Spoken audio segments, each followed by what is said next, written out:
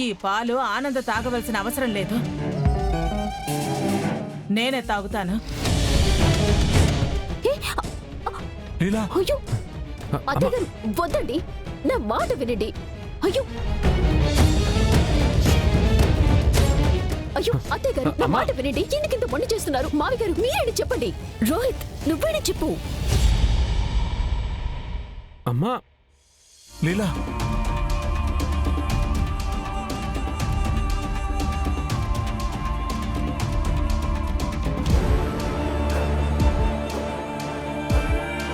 చూసావుగా ఏమైంది? నాకు ఏం కాలేదు కదా, నేను బానే ఉన్నాను కదా. విషయం ఉంటే ఈ పాటికి నేను ఇబ్బంది పడుతుండేదాన్ని కదా.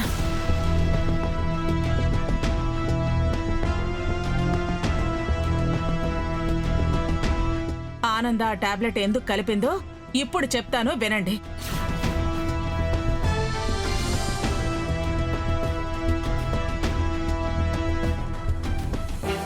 నేను కొంచెం నీరసంగా ఉన్నానని డాక్టర్ చెప్పారు కదా, అందుకే బలం కోసం డాక్టర్ ఇచ్చిన టాబ్లెట్ ని ఈ విధంగా కలిపింది, అంతే.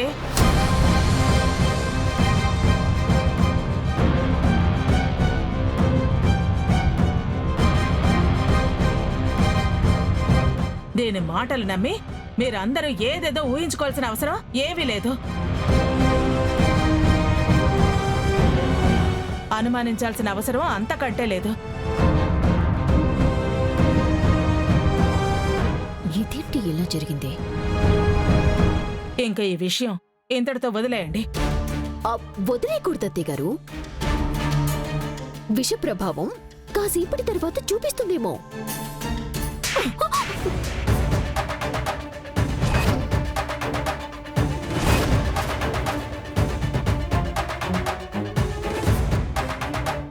ఇంకా చాలు. నా చెల్లెల గురించి ఇంకొక్క మాట అన్నావంటే ఇక్కడే చంపేస్తాను. పో ఇక్కడి నుంచి.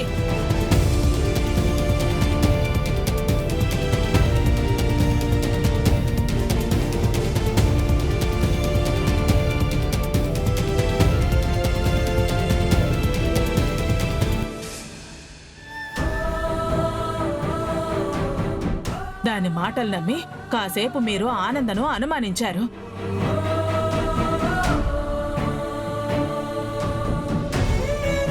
అనన్య కాదు, రేపటి రోజున నేను ఆనంద గురించి చెడుగా చెప్పినా మీరెవ్వరూ నమ్మకండి.